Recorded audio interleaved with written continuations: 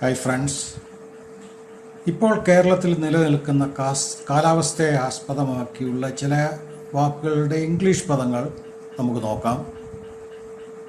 കോട്ടയം സ്വദേശിയായ റെഞ്ചി ജേക്കബിൻ്റെ പ്രത്യേക അഭ്യർത്ഥനയും ഈ സമയത്ത് മാനിച്ചുകൊള്ളുന്നു. ഈ വാക്കുകളാണ് പെട്ടെന്ന് ഓർമ്മയിൽ വരുന്നത്. ചക്രവാത ചുഴി, സൈക്ലോണിക് സർക്കുലേഷൻ, മഴക്കാറ്, റെയിൻ ക്ലൗഡ്സ്, ഇടി മിന്നൽ,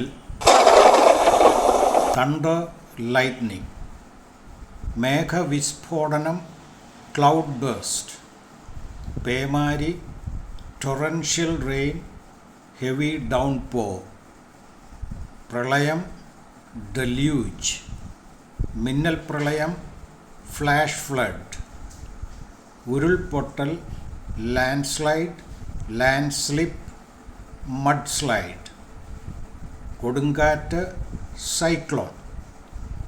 ഈ വാക്കുകൾ ശ്രദ്ധിക്കുക. ഹരിക്കെയിൻ, ടൈഫൂൺ ആൻഡ് സൈക്ലോൺ മൂന്നും കൊടുങ്കാറ്റ് തന്നെ. വ്യത്യാസം എന്തെന്നാൽ ഹരിക്കെയിൻ വടക്കൻ അറ്റ്ലാന്റിക് സമുദ്രത്തിലും കരീബിയൻ കടലിലും കിഴക്കു വടക്കൻ പസഫിക് സമുദ്രത്തിലും രൂപം കൊള്ളുന്ന ചുഴലിക്കാറ്റാണ്. അമേരിക്കയിൽ കൊടുങ്കാറ്റ് ഹരിക്കെയിൻ എന്നാണ് അറിയപ്പെടുന്നത്. ടൈഫൂൺ വടക്ക് പടിഞ്ഞാറൻ പസഫിക് സമുദ്രത്തിൽ രൂപം കൊള്ളുന്ന ചുഴലിക്കാറ്റാണ്. ജപ്പാൻ, ഫിലിപ്പീൻസ്, ചൈന, തൈവാൻ തുടങ്ങിയ രാജ്യങ്ങളെയാണ് പ്രധാനമായും ബാധിക്കുന്നത്. സൈക്ലോൺ ഇന്ത്യൻ മഹാസമുദ്രത്തിലും ദക്ഷിണ പസഫിക് സമുദ്രത്തിലും രൂപം കൊള്ളുന്ന ചുഴലിക്കാറ്റാണ്. India, Bangladesh, Sri Lanka, Australia, Madagascar തുടങ്ങിയ രാജ്യങ്ങളെ പ്രധാനമായും ബാധിക്കുന്നു. ചുഴലിക്കാറ്റ്, ടൊർണേഡോ.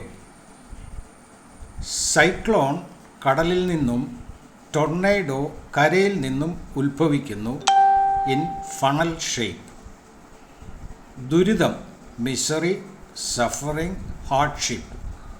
ഡെബ്രി, അവശിഷ്ടങ്ങൾ, നഷ്ടശിഷ്ടങ്ങൾ.